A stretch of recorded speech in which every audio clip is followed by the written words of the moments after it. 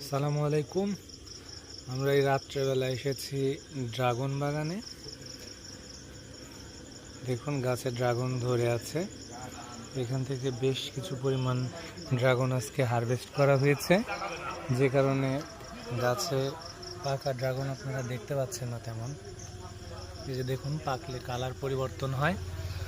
চলুন হারভেস্টকৃত ড্রাগন দেখা যাক। দেখতে পাচ্ছেন যে এগুলো হারভেস্টকৃত ড্রাগন। এখানে বিভিন্ন ধরনের অর্থাৎ বিভিন্ন ক্যাটাগরি বা গ্রেডের ড্রাগন রয়েছে এবং এগুলো ক্যারেট থেকে পুনরায় রিঅর্ডার করা হবে, অর্থাৎ এগুলোকে আবারও বিক্রেতার আকর্ষণ করার জন্য যে ধরনের ভাবে সাজাতে হয় সেভাবে সাজিয়ে বাজারজাত করা হবে। ধন্যবাদ সবাইকে।